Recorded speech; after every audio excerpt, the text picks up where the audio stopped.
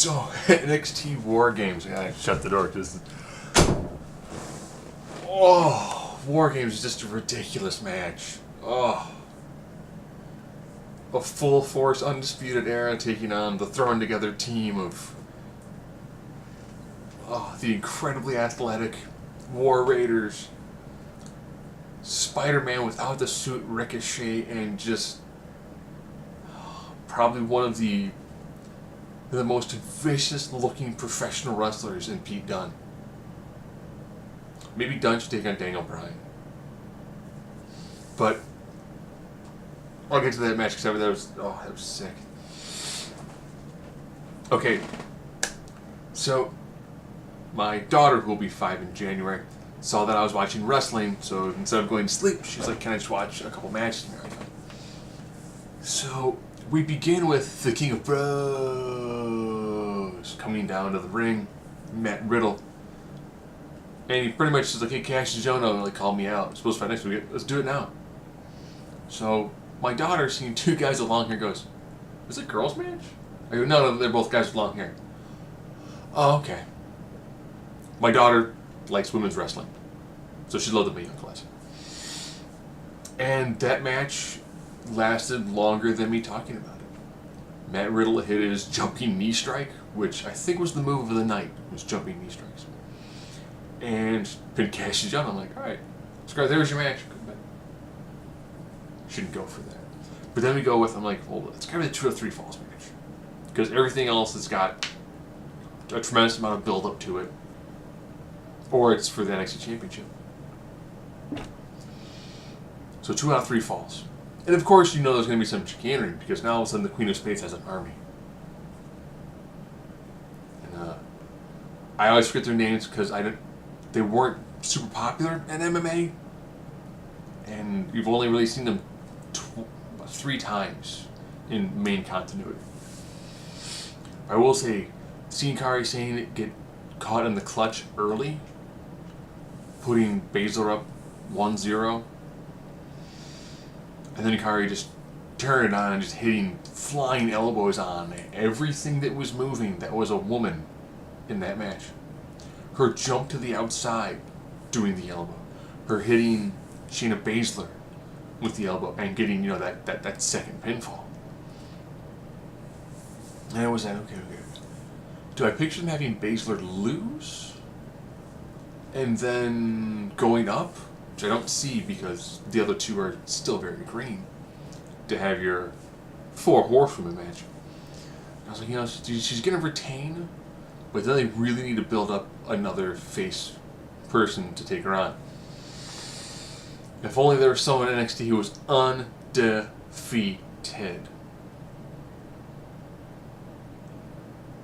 But knowing that Shayna Baszler had her army, I knew that Kairi Sane, she had friends show up, the genius of the sky. And I was like, she should come down. And there's Dakota Kai, who they've done some stuff with together in the past. I'm like, alright. But then seeing Io Shirai come on, I'm like, alright. I would totally be fine if they were to effectively do women's stables. Because they don't do a lot of tag matches that much now for NXT women. A lot of it's singles matches because they have enough women that they can do, it's like you're the heel that loses, you're the face that loses, that are in the lower areas. If they were to do the occasional tag match, or in this case, 6-woman tag match, which they do on the live shows, do the other 2 4 horsewomen some more in ring practice. If they do that sort of stuff on NXT, it allows them to extend out feuds fairly well, which they can do because they haven't done it every single week like we see on the main roster to get all the women on. So, Kairi goes for another elbow, Baszler kind of shifts her body weight, fillets her over, gets a 3 count. Good. Solid match. Baszler looked vicious and conniving and scheming. So she's like a female Kevin Owens. I'm good and I can win matches, but I'll cheat if I need to secure a victory. And I was like, good, solid match, very solid match. And then we get Johnny Takeover. Loved it. I like how he's taking his his like winky face one, and doing like the tongue sticking out or doing different things to it. I like that little tweak to it. Like, it's good. These two, Black came out with horns on him now because this is the new, more vicious. And he's like his kick pad. One kick pad was smooth, the one he hits with. The other one that he doesn't kick with had like studs on it. As I'm watching this match, going, I hope Black makes it to the main roster just so I can see Black and Finn Balor either as a tag team or facing each other with their very similar styles, both being very strike heavy. And what I love about this is Gargano does strikes and other styles of wrestling, but the strikes in this were just jaw chatter. You're like, oh, okay, I got that's enough strikes. The reversals that you see Black do that are jumping knee strike, where he takes his everything off and does a jumping, spinning knee strike, and you're like, I feel so bad for Dream and Ciampa.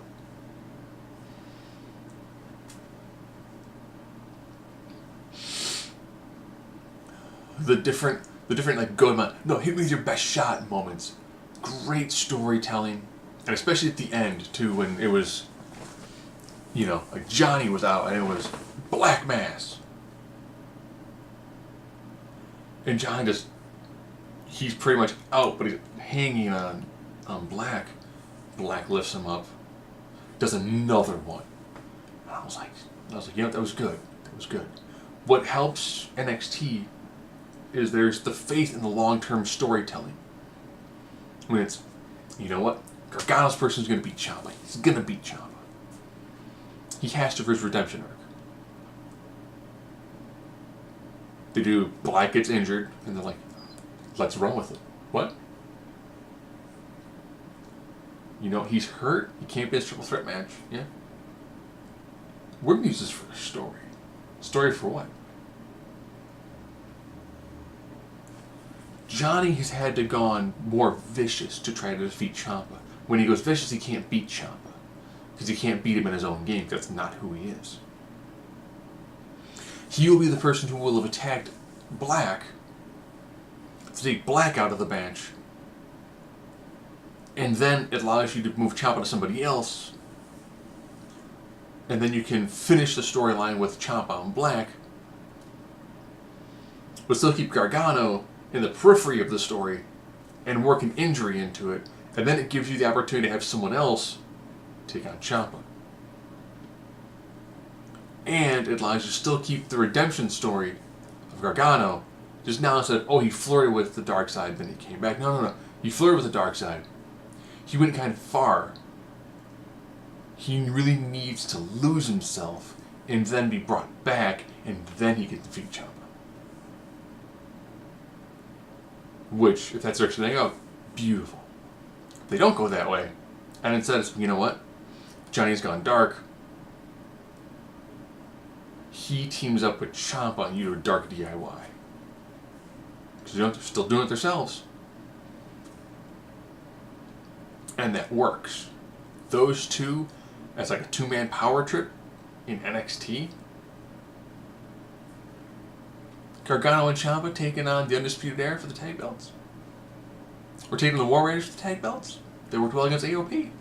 It works. The fact that they've got multiple paths they can branch from it, and every one of them has really good storytelling to it, and it makes sense and it's easy. It's the brilliance of NXT. So of course, Black gets to effectively avenge what Gargano did to him, or Johnny Takeover. And now he's the new number one contender. I like that. That's a lot of layering there. And it's like, well, Johnny, you want to Ciampa again? Yeah. You got to beat the man you effectively pushed out of a title match. Black, yeah. You want retribution? Oh yeah. You can beat him, yeah, and keep him away from the one thing he wants, which is a shot Ciampa on the title. And it's good. Really good story. And then we get still channeling Hogan. Now it's Hollywood Hulk Hogan. Velveteen Dream taking on Ciampa. What I love about the NXT style of wrestling is they'll do big moves, and it's gonna be like, big move, pinfall, big full move. It's big move, big move. There's that moment where they let the crowd pop for the moment, and then they hit a few seconds where they're not doing anything, so it allows the crowd to go, yeah! And then, while still excited, still on their feet, but it's that high emotion,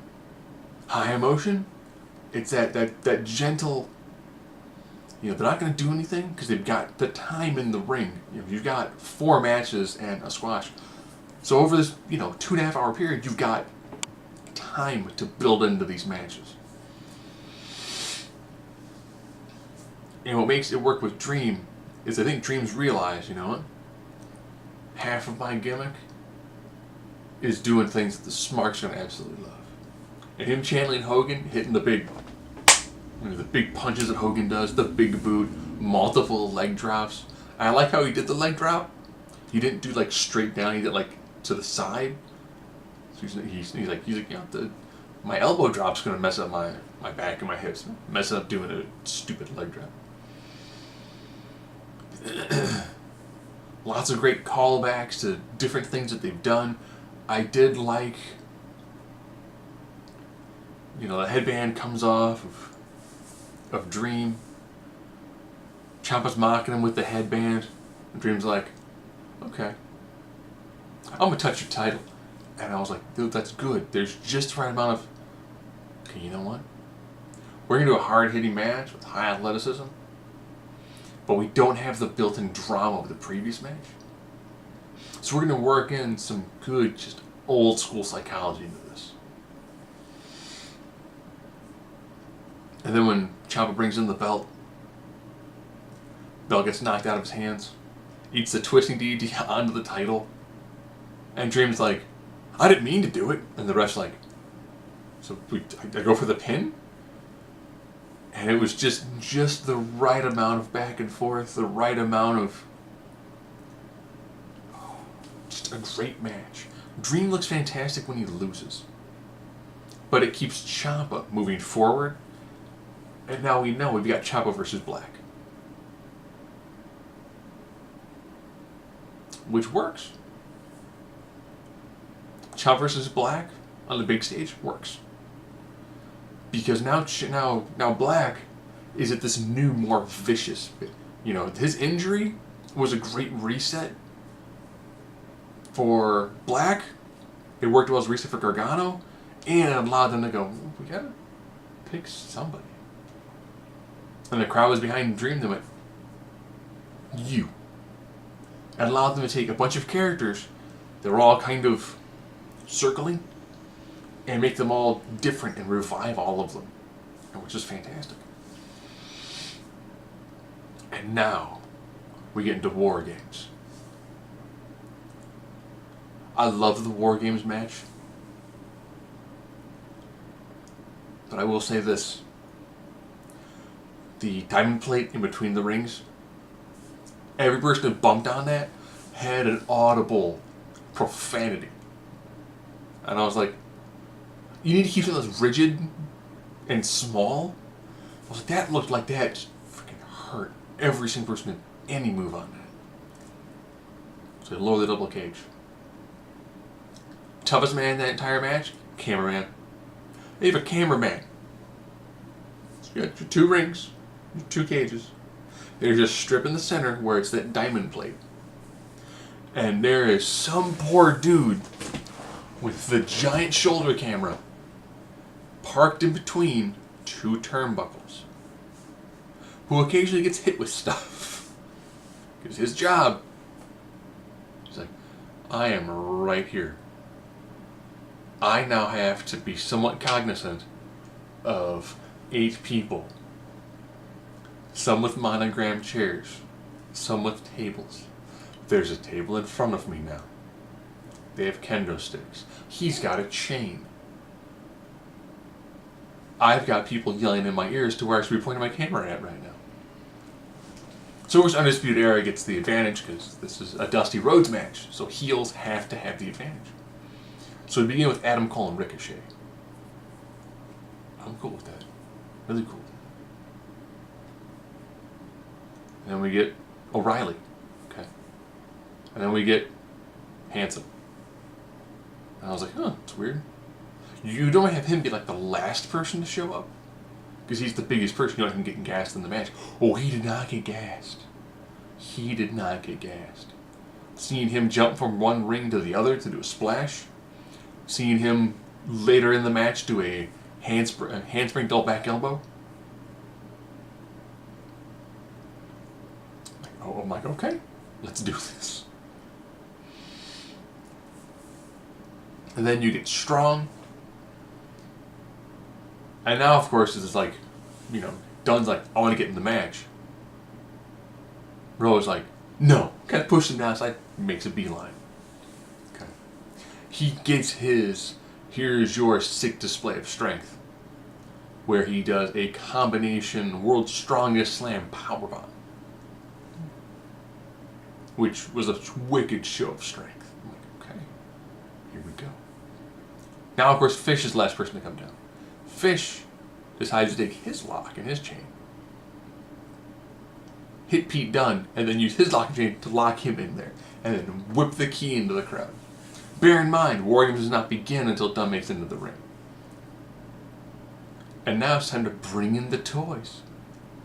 4 Undisputed Era chairs with the logo on them, which I thought was fantastic. They then beat everyone down with chairs. The refs are like, well, I did this one lock, but this key doesn't work the other lock. Then they goes to get a bolt cutter. And now Pete Dunne's right down the ring. At first I was thinking, man, you should grab that bolt cutter. So first he goes down the ring with the bolt cutter, like, I am taking fingers. Taking fingers with the bolt cutter. Throws in the kendo sticks. Some chairs. Some garbage cans? Okay. The garbage can spot where it was the War Raiders doing there. Okay, I carry you and slam you back first into the corner. Okay, we're going to put Adam Cole in a trash can. I'm looking at it going, I don't like this what's going on. No, please, no. The hardest part of the trash can is the bottom. He is driving him back first into the hardest part of the trash. Nope. Don't like at all. Nope. Nope. But he's wearing like a back brace, so that probably takes some of it. The stuff they do in this match, whether it's, okay, I'm going to do a submission, but I'm using a chain. Okay, while you're having the chain submission, I'm going to hit you with a steel chair.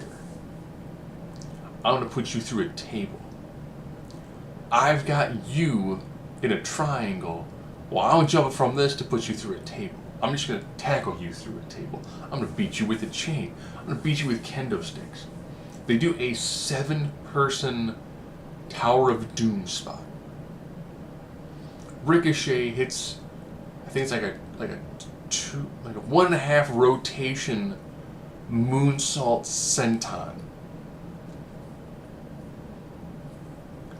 Lots of great, they do, and of course, they separate both teams, and then they get into the center, and they line up where it's the tag teams that are feuding, and then come one step closer to the cameraman, and it's Ricochet and Cole who are feuding, except one step closer, and it's Dunne and Strong. I was like, that shot where the camera's just like, and it's just this perfect pan through of 4 guys just leaning on the ropes like, I am so beat, but I'm gonna take your soul. And then they just start brawling. Bitter End, Shooting Star, double cover, 1, 2, 3. Undisputed Era is now 1-1 in Wargames. Brilliant. Crowd is like exhausted in the matches now because once you get to the point, 8 people in the ring, and there's chairs, tables, trash cans, candlesticks, chains. I mean, there's something going on everywhere. It's an insane match to watch. I will say one thing that really stuck out, I should have mentioned earlier, during the Shayna Baszler match. They go for a suplex on the apron. Kairi Sane reverses it into a spike DDT. I bring this up because I think it was Brody King who did a I think it was the reverse spike DDT spot at an indie show on the apron. And someone asked William Regal, what's something you would want people to quit doing? And he's been dropped in the head. But when you see the move, it looks like it's the indie move. It looks like it's a very unprotected driving someone's skull first into the apron. And then William Regal be like, no, that's a dumb spot. People need to quit doing it. Then they showed an X-ray view. Here he is with all the pins and stuff. The Lowe's hardware store holding his neck together. And then to see them do that in this sort of match. And then later going, either Baszler got potatoed, or she probably did hit her head somewhere around that apron. It's an incredibly dangerous spot. I wish they would do... the apron is incredibly hard. I'm glad that if they choose to do those spots, they do them only in big matches. That is, with the height of increased danger, that's a pay-per-view spot. Not a regular show, that's a pay-per-view spot. That is one of those, okay, we're going to do these sort of moves a handful of times a year. Really? Handful. That's it, not every single match is going to have this. No.